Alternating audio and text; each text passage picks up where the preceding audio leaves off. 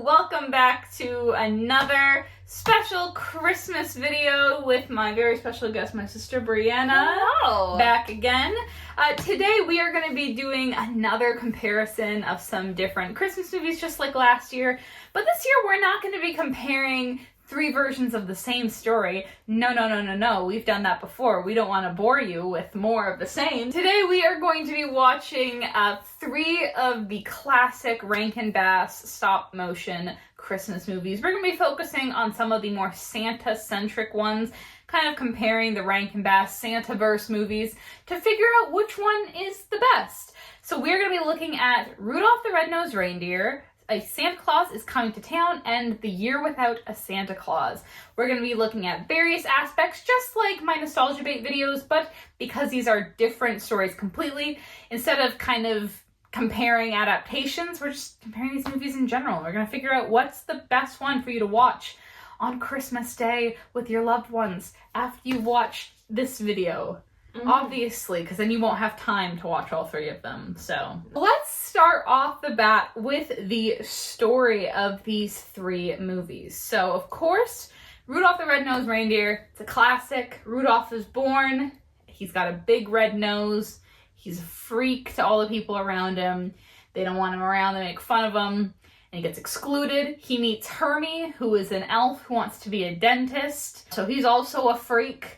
They run off together to try and find some place where they belong. They meet up with some other misfits.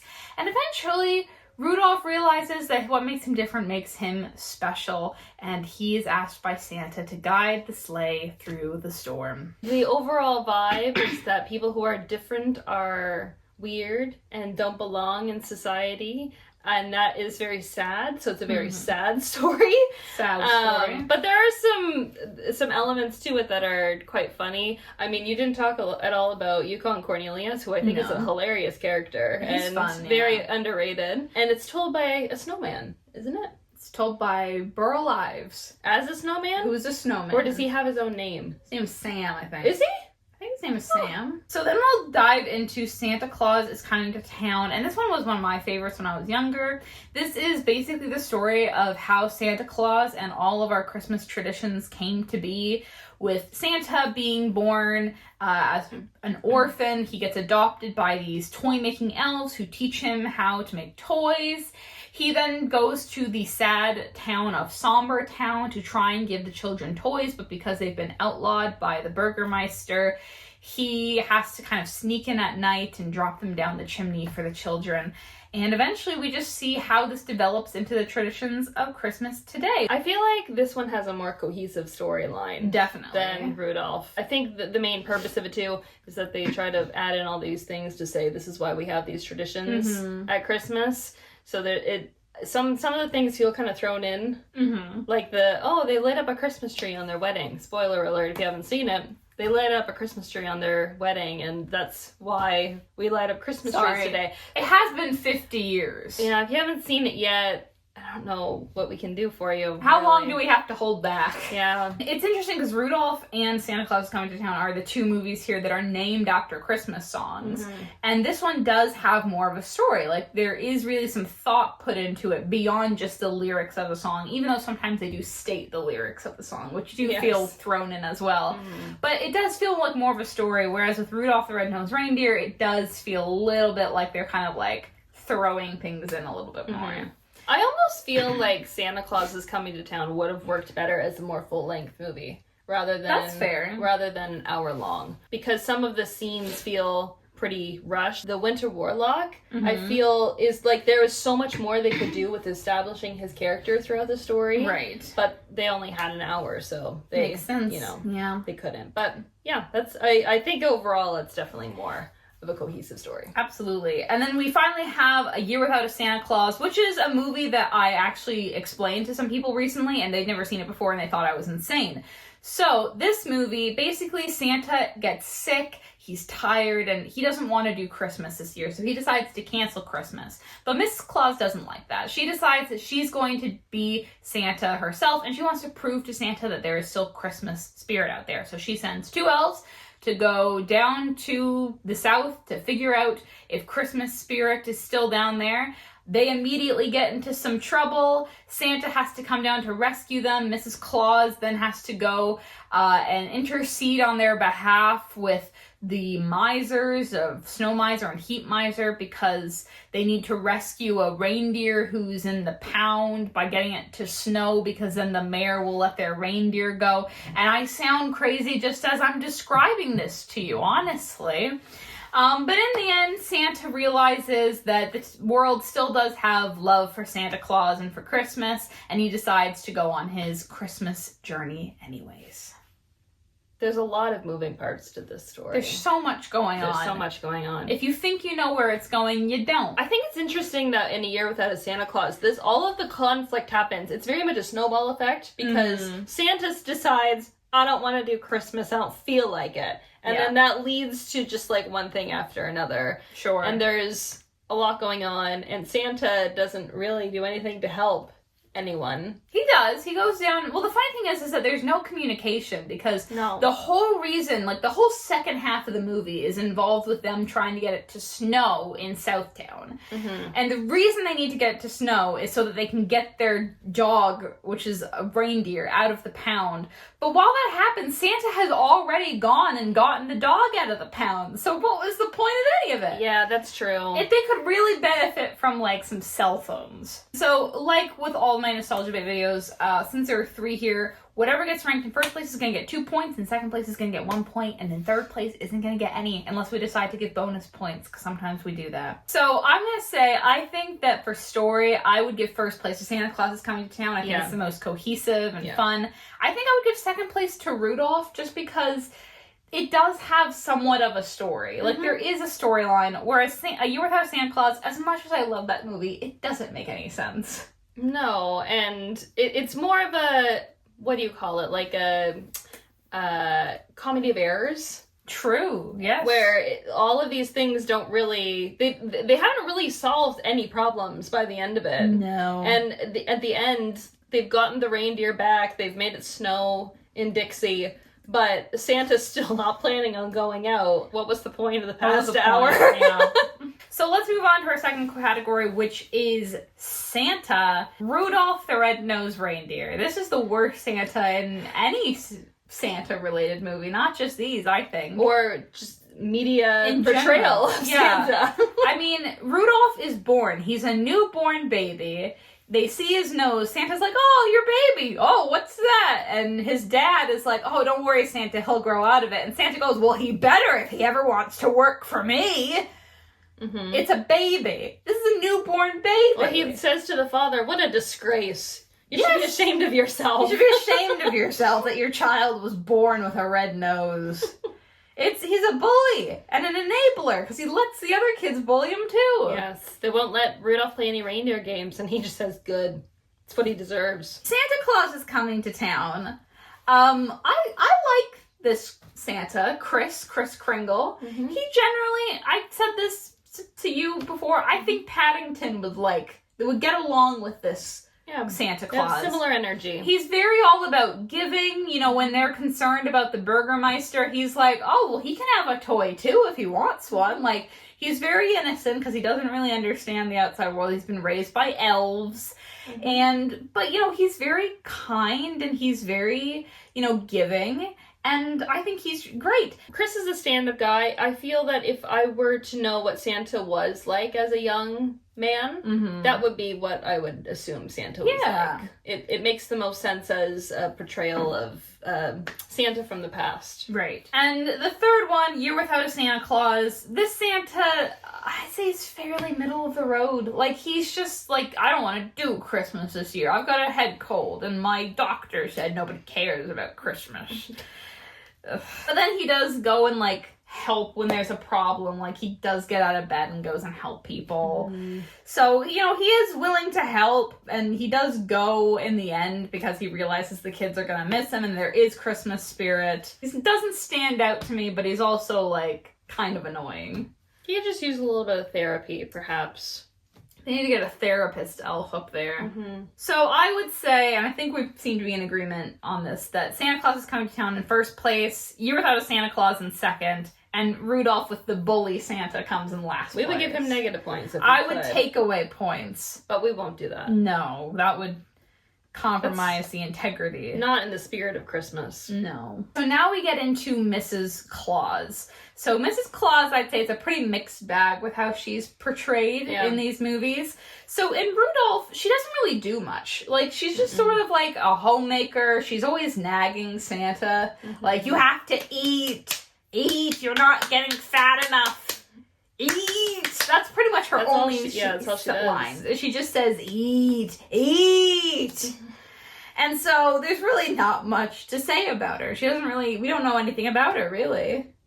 No, wait, who is she? Who is Mrs. Claus? Where did she come from? Where is she going? Yeah. What is her name? Santa Claus is coming to town. We've got Miss Jessica, who becomes Mrs. Claus. She's pretty good. You know, she's a bit of a rebel. She's looks after the kids. She helps Chris to sneak in. And she's like, is figuring out who she is as a person outside of what the town expects from her. But I do feel like we don't really know that much about her. That's my one complaint with her. Well, this is what I mean. If in terms of the time limits of this movie, right? If there was more time, I believe that they would have maybe shown Jessica at home, maybe shown Jessica with the kids at school, kind of fleshed out her character a bit more. But there just wasn't time. So instead, we give her a little psychedelic song. Yes. Instead. Can't forget about that. Of course. We'll get to that. I promise you. Yeah. Okay, moving on to Year Without a Santa Claus. I love this Mrs. Claus. Yeah. She's great. She doesn't put up with any of Santa's crap. He's like, I don't want to do Christmas this year. And she's like, fine, I'll do it myself. When she goes to the Miser brothers and she absolutely puts them in their place, and then she goes over their head to go to Mother Nature, I think she's great. She gets stuff done in this movie. So she also has this air of everybody else is like not quite at her level. Like some of the little facial expressions she makes for, stop motion animation. She just kind of sits there waiting for them to get into the sleigh, or when she's talking to Santa in his bedroom and she goes, oh, don't worry about it. Oh, that's fine. I got it. Don't worry.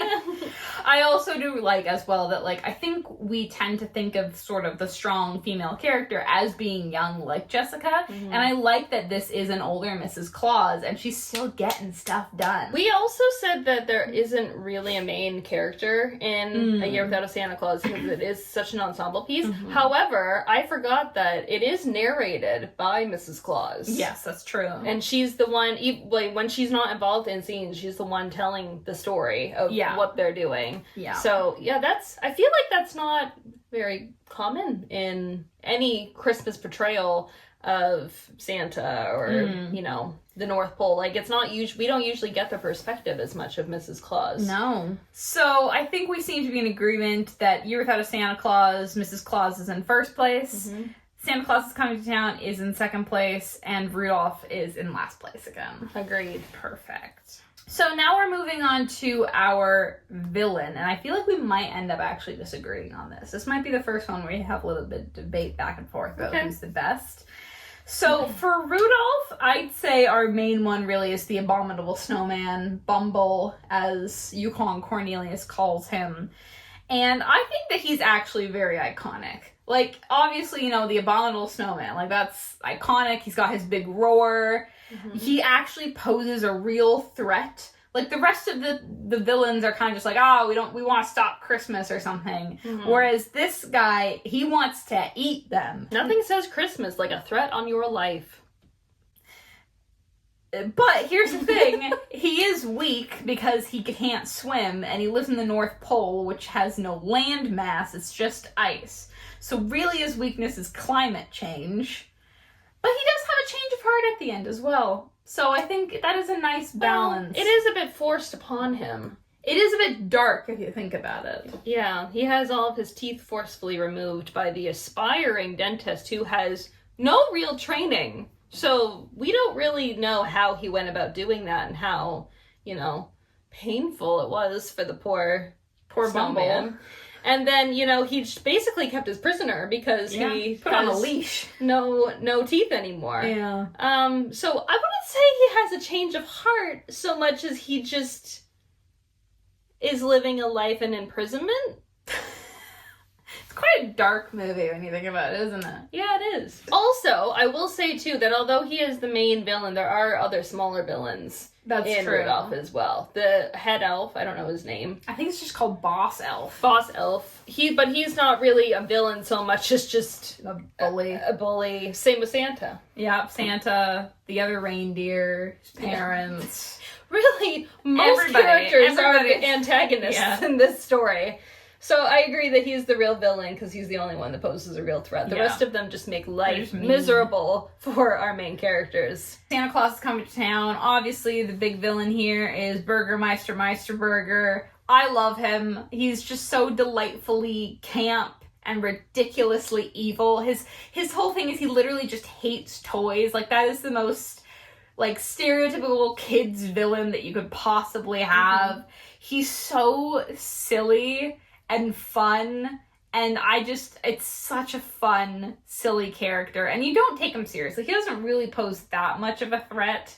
Like, he does put them in prison, but they get out, like, immediately. But I think that's okay, because I think that does feel very Christmassy, and it's like, you're not too stressed about what's happening. He feels pretty easy to outsmart, too. Yes. Does he hate toys because the toys have hurt him in the past?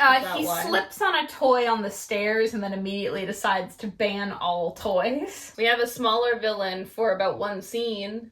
Oh, the Winter Warlock? Who doesn't really pose any threat at all. Yes. I mean, is he really a villain?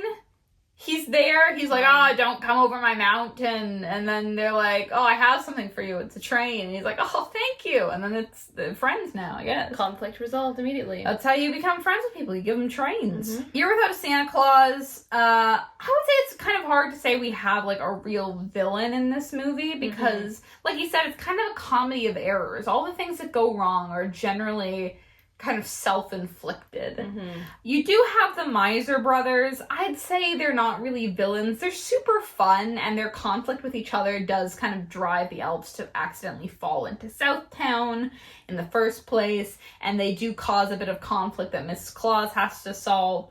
They're great. They're super fun. They're absolutely scene stealers. I think they're iconic. And then there's also the mayor of Southtown, who is, I feel like, a bit like a Burgermeister knockoff, except he also doesn't really do much. They just go to him and say, hey, can we have our dog? And he's like, that's your elves, that's a good one. And then that's it. Like, that's really all that happens. He doesn't really pose any sort of threat, so there's not really a clear villain in this movie, I'd say. Perhaps the real villain is self-doubt. Wow. Psychological. It's deep. One of the strongest villains of all. But it doesn't last very long, I suppose. No. So, this is where I think we might disagree a bit, because I put Rudolph as a top one, just because I think the Abominable Snowman is just such an iconic, threatening villain. Mm-hmm. Now, I do love Burgermeister Meisterburger, but I put him in second because he's fun to watch, he's super camp, but he's not really a threatening villain in my eyes. Mm-hmm. Whereas the Abominable Snowman is so iconic that you're gonna see, like, a Yeti or an Abominable Snowman in, like, non-Rudolph related things. And I'm not saying it came from that specifically, but I think it definitely popularized it. My rebuttal to that would be that the entire plot of Santa Claus is Coming to Town revolves around trying to avoid the villain. Mm-hmm. How Santa works is because of the villain. Is because of Burgermeister Meisterburger. So really we have canonically, Burgermeister Meisterburger is the reason why Santa delivers presents in the exact method that he does today. Isn't that amazing? You should be thanking Burgermeister Meisterburger. How much more iconic can you get than that? All right, fair enough. Let's say we'll put Santa Claus Coming to Town in first place, Rudolph in second, and I think we can agree. We could also have them tie. Okay, we'll just give 1 point to both. Okay, so we're going to talk about the elves next. So in Rudolph the Red-Nosed Reindeer, I mean, our central elf, of course, is Hermie, who wants to be a dentist. He's fine. I find Hermie is a bit of the comedic relief, a little bit. Is this your Snowbank? It's my favorite line from that movie. The rest of the elves don't really have much purpose other than the fact that they're, making toys. and being bullies. I think that Hermie is a very supportive friend and a bit of a light at the end of the tunnel for our poor Rudolph, who's living a life of self-hatred. I think we see two very different reactions to being bullied from the two of them, where Rudolph just sort of gets whiny and stop calling me names and gets really like upset and crying about it, and Hermie is like, you can't fire me, I quit. I'm done. Then jumps out the window. Yeah, and it's like, I'm gonna be a dentist. dentist whether you like it or not. Like, he tries to make what he has fit. Like, he tries to make toys that have teeth, which is creepy, so I don't think that's a great idea. It's a good way to get fired. Yeah, sure. Santa Claus is coming to town. You've got the Kringles, Bingle, Tingle, Ringle, Zingle, something like that, yeah. Pingle, Pingle. and Tonto.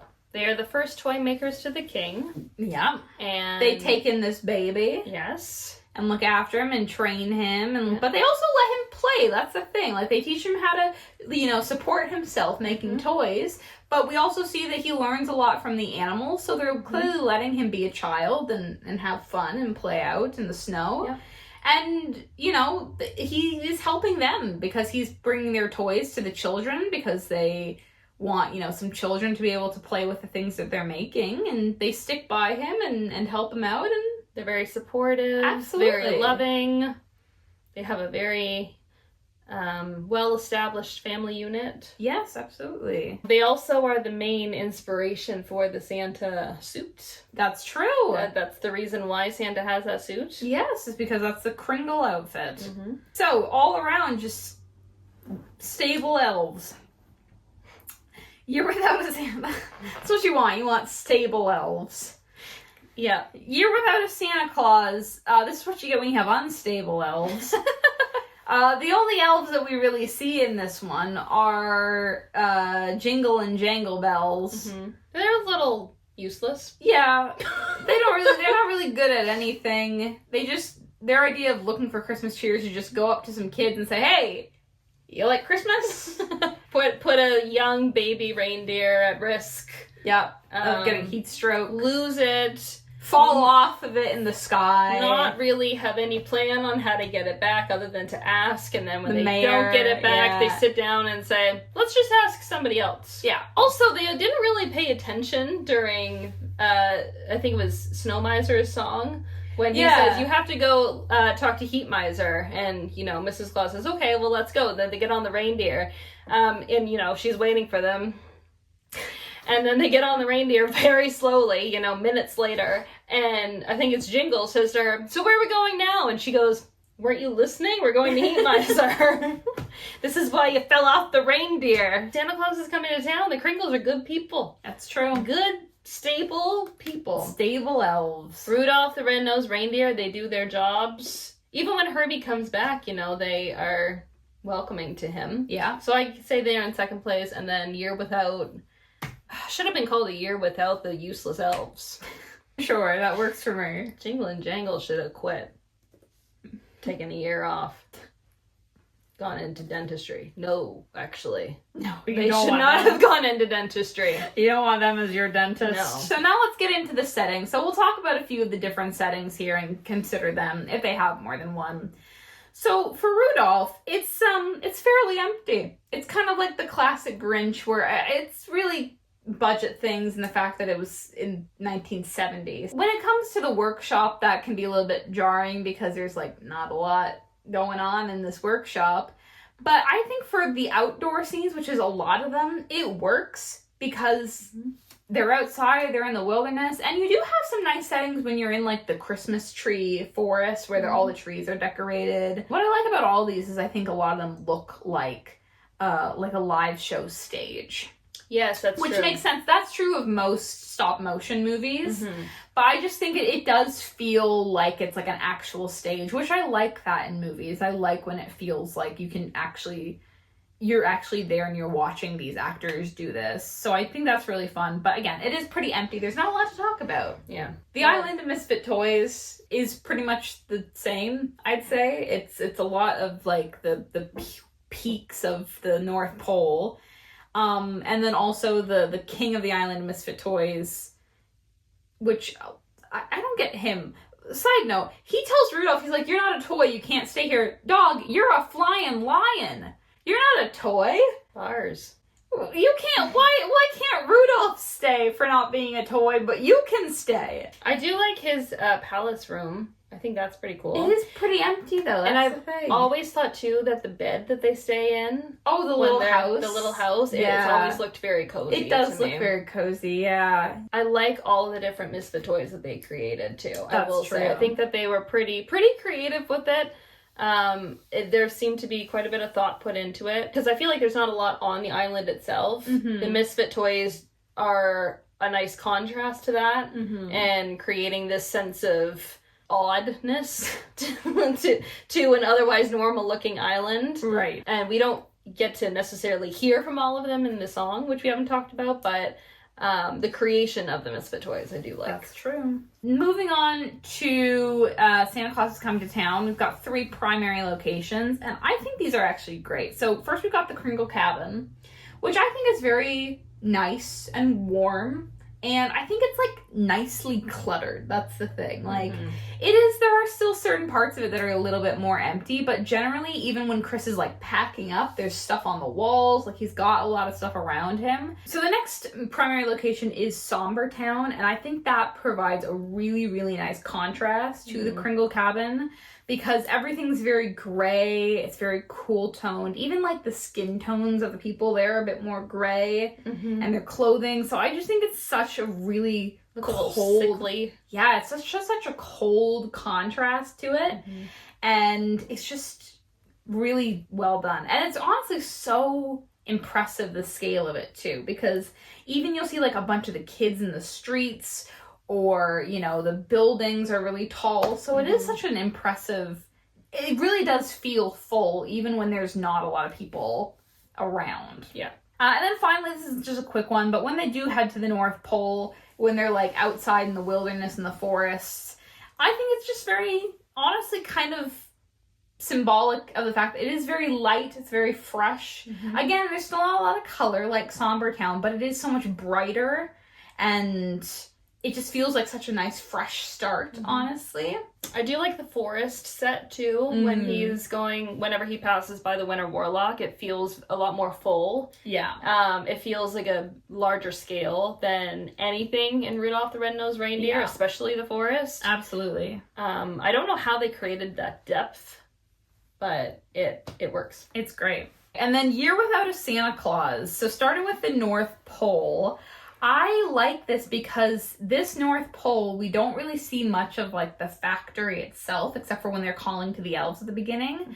But we see like there are bedrooms, we see Jingle and Jangle sort of like loading up the sleigh. It just feels very like cluttered and lived in, and it does just make it feel like real people rather than sort of like these mystical, like the Kringle Cabin, it just feels like so realistic and lived in and approachable. We get to Southtown, USA, which I forgot about this until I rewatched it. It feels so empty. Like they're walking down the street, there's nobody around. Even Somber Town, which the whole point of that is this dreary, awful place, felt like there was more going on. Whereas this one, it's just like it feels like an abandoned city. Which is strange because Southtown has a lot more locations that we go to, including in Southtown we go to the barber shop, which is so random, oddly. But they like the fact that they created all these locations, even if everybody's at work and there's nobody there. I think that's the thing, is I think because they spend so much time like putting us in these different locations around it, in some of those locations they're not bad. Like the barber shop is actually a pretty cool set, but we don't spend that much time there. And I think really what the problem is there is that they didn't really have these central locations in Southtown that we actually get to see. And there are people, because at the very end, when he brings snow to Southtown, there are people like lining the streets watching Santa fly by. So we know there are people around, but we haven't seen. It's like, where did these people come from? Like, there's not a lot of time spent in any setting, really. No. And then we get to what I think is the most fun, and these are the miser domains, and I'm also going to include Mother Nature's domain in this as well. And I think these ones are great because they're so different and fitting. Yeah. And they do feel like they put a lot of effort into these. Like the thrones that each of the brothers has, and, you know, how Snow Miser's is all like icy, and they're so different, even though they're conceptually like the same kind of space. Yeah. They feel like such different spaces. I would say that it's one of the most spectacular sets that in any of the Rankin-Bass movies. Absolutely. And then Mother Nature, she doesn't have a song, but she does have this like beautiful garden and this cabin. And again, it just feels so full and beautiful. And it's not something we really see with the rest of this movie. There's a lot more, so many more sets that they had to build for this movie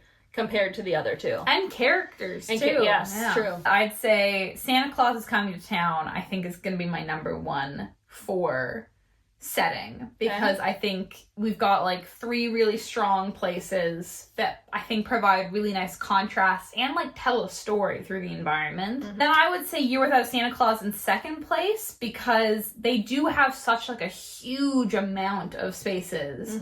And especially, even though some of them feel a bit empty, I'd say the thing with the miser domains and Mother Nature's domain, I think just really put it over the top and show how much effort was put into it. And then I'd say Rudolph, as much as I find it charming as being like a theater set, I think I've got to put it in last place because there's really not much to it. No. Would you be willing to give some sort of bonus point to Year Without a Santa Claus for having our favorite set? I'd absolutely be able to. So next we're going to talk about the music. So for the music for Rudolph, I gotta be honest, I think this is a really good soundtrack. I love this soundtrack. I used to listen to the soundtrack to study for exams. Really? Back in university. That's so funny. Yeah, I love it. I think it's so whimsical and joyful. It's so Christmassy. It's classic. Yeah. The instrumental, I think it's the like introductory instrumental that's just kind of a medley of all the songs. Yeah. Classic. It so feels, good. and I would say they also feel like theater songs to Yeah. me. I do find some of the songs slightly annoying. Okay, Like, go on. Like the, ho ho ho ho ho, he he he he he, ha ha ha ha da da da, we are Santa's elves. So there's some of them that I don't think are like great, but I know the songs. They're iconic. So whether you like them or not, you know them. Santa Claus is Coming to Town. It's mostly new songs. Even though it's based on a classic Christmas song, Santa Claus is Coming to Town, most of the songs are new. I like some of them. I think I like the fact that we've got sort of like a reprise of Toymakers for the King. Put one foot in front of the other. Yeah, that's a good one. Iconic, so good. I will say that these songs, although I don't find myself like being drawn to them as much during the holiday season, they do get stuck in your head. Sure. But then we have to talk about a couple of these songs. First off, I think we have to talk about the creepy Kiss Me for a Toy song. Not that one. That one doesn't get stuck in my head. Yeah. That one is so, as a child, you don't really notice it, but it is so creepy for this man to come into town and just immediately be like, a kiss a toy is the price you'll pay. The way he sings it is also creepy, too. Yeah. The, oh, what a good boy. And then the other weird one is Jessica's hallucinogenic psychedelic 70s trip song. My world is beginning to change. Yeah. I don't really know what to say about that. It's odd and it feels very out of place. It does feel out of place. It doesn't feel out of place with the time that it was made. No, it feels out of place with the rest of the music. Yeah, and also the animation changes. That was my least favorite part as a kid. I used to dread when that song would come on. And something about it, even as a young child, I knew this feels inappropriate. I don't really find myself singing most of these songs. And then finally we get to Year Without a Santa Claus. Again, I think this one suffers from the fact that it is pretty much all new songs, except for Blue Christmas. They're not really that memorable. Like, I don't think I could sing any of the songs from this movie. Except the Miser Brothers, which are so good. So good. It's so good. That's really saying something about the movie as a whole, that the only memorable thing about it is the Miser Brothers. You know what's funny is that I remember as a kid, like, having memories of seeing the Miser Brothers and not knowing what the movie was that they connected to, because they're so iconic. I was gonna say they're so disjointed from the rest of the movie and just feel so, like, thrown in. And the reason that they probably had their own story is because they don't really belong in this story. They're too good for them. It does feel a little bit like you're going along with this comedy of errors, and suddenly, welcome to the drag show. Which is like, I mean, I'm not spectacular. It's great. Yeah. I think that'd be super fun. If any drag queens or drag kings watch my channel, idea for you. It's the best part of the movie. It's the best part of the movie. I don't think there's really much else to say about Year Without a Santa Claus because the rest of the songs are not super memorable. You've got the Year Without a Santa Claus song that plays at the beginning. You've got It's Gonna Snow right here in Dixie. You've got I Could Be Santa Claus, which I can't even tell you what the melody of that one is. No, I don't know either. Did the kids sing a different song other than Blue Christmas? At the end, actually, that's a good question. We were watching it last night. We didn't finish it. Finish this movie. Oh, we forgot about I Believe in Santa Claus. Oh, we forgot about that weird one. That we've got that song that the parents and Santa are sitting across from the child at the dinner table and brainwashing the child into believing in Santa. That's when Santa's just waiting for someone to miss him. Completely emotionless until they drive the child to tears. Maybe you could miss Santa. I think we seem to both agree Rudolph should be in first place. Iconic songs, very Christmassy. Great. Second place. This is a hard one. I would say Year Without a Santa Claus above Santa Claus is Coming to Town. Because even though there are more songs that are memorable in Santa Claus is Coming to Town, they're memorable because they're not very good.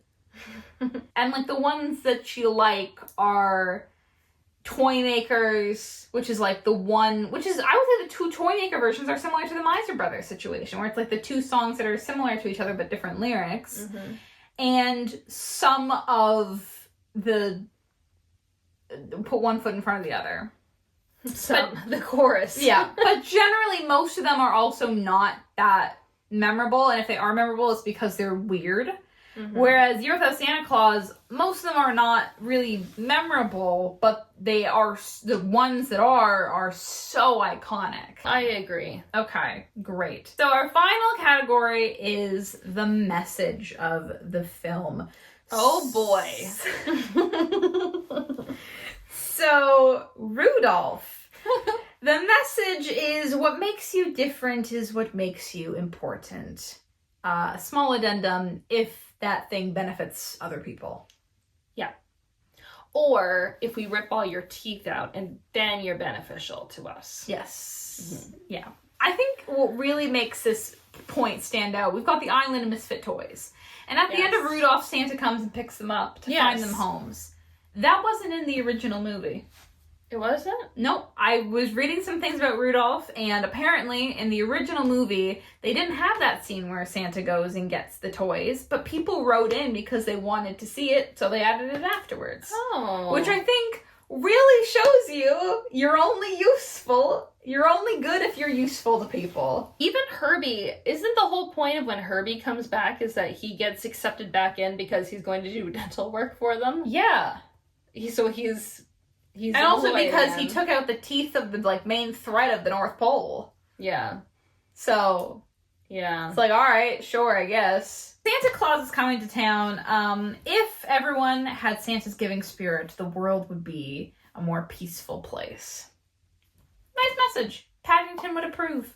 If you're kind and polite, the world will be right. Not much to say about it. That's true. I feel like a little bit like I was influenced to defy authority. Sure. When authority is clearly wrong. Authoritarian figures. Yeah, break out of jail and go into hiding in the wilderness. But really, I mean, everything works out for him because he is kind to people. It really does. It is truly like a 70s movie where it's like sometimes the law is wrong. Mm-hmm. Sometimes if the law is unjust, then is it unjust to break it? I do like that in this post-war community, for lack of a better word, because it's not a whole country.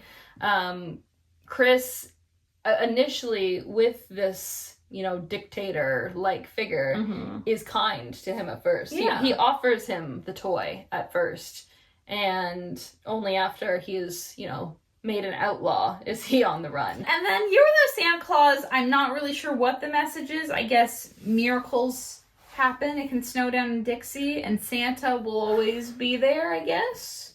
Santa will always be in Dixie? No. Even when Santa's sick, he'll still come on Christmas Day. As long as you guilt him Even into it if first. he's really miserable about it and would rather anything other than to come to your house. Your house specifically. Mm-hmm. He doesn't want to come visit you. Yeah. Also, the message is, don't you dare even think about not believing in Santa, or we'll come and we'll brainwash you into doing so. Also, reindeer should not be in the south of the USA. So I think we can fairly easily say Santa Claus is coming to town. Probably the best message out of all of these. Rudolph, I would put in second because it at least has a message. Yeah. And I'm sure their intention wasn't to make the message, your difference is what makes you good if you're useful. I'm sure they were intending to have a pure message, and we're all just slightly cynical. I'd say Year Without Santa Claus in last place because there isn't really a message to it. It's a comedy of errors. It's just sort of meant to be fun and silly. Yep. Okay. Wow. We're into our big reveal of what is the best movie for you to watch for your Christmas season. The best Rankin-Bass Santaverse movie. Do you want to hold this? What is it? Pretend it's like a plaque for the winner. The best Rankin-Bass Santaverse movie. In tied for second place. So this isn't actually a big surprise when I reveal the first place. With 6 points each is Rudolph the Red-Nosed Reindeer and A Year Without a Santa Claus. Yay. We're not saying that these are bad movies at all. They're very good movies. That's why we are even discussing them in the first place. We could be talking about the long-eared donkey movie that they made, but we're not. Not because that's not bad. I haven't seen it, so no hate to anyone who worked on the long-eared donkey movie. That's for next year. We'll talk about that next year. And then in first place, with twice the amount of points, 12 points, Santa Claus is Coming to Town is the best Santaverse movie. Well, I didn't expect that. I didn't honestly. Such a sweep, No, honestly. I didn't think, because Santa Claus is Coming to Town, although I do love it, it's not, I wouldn't say it's my personal favorite out of these three. Yeah. I would say A Year Without a Santa Claus is probably my favorite out of the three. My favorite when I was younger was Santa Claus is Coming to Town, but I think as I've gotten older, I have grown an affection for A Year Without a Santa Claus as well. But, if we're breaking it down from, like, a storytelling perspective, it's not the best. Obviously, we're kind of breaking these down by, like, character development, setting, storyline. But if we're looking at this just based on fondness, I think there is something really charming about how silly A Year Without a Santa Claus is. Same with Rudolph the Red-Nosed Reindeer. I feel like we watched that the most growing up. Oh, definitely. I would say out of the three of them, Rudolph the Red-Nosed Reindeer is the most iconic out of the three. Definitely. Just in terms of, like, if nothing else, recognizability of the characters and the songs and everything. Because you see it on, like, candy, like, different products that we have the characters on it. So, yeah, but I wasn't expecting that. No. With that surprising victory, or not surprising, depending on who you are, I think we'll call it there. We'll let you all get to watching the best Rankin-Bass Christmas movie. And, let me know in the comments which is your favorite Rankin-Bass Santaverse movie, or maybe your favorite Rankin-Bass movie is not even one we talked about. Maybe you're a big lover of Frosty the Snowman or Little Drummer Boy. I'd love to know what your favorite ones are. Maybe I'll try them out if I haven't seen them before, because I definitely haven't seen all of the Rankin-Bass movies. No. That is going to be it for today. I hope you guys liked this video. I will see you all very soon for my annual New Year's video, so stick around if you want to see what books I read this year. And that is it. Merry Christmas, everybody! Merry Christmas!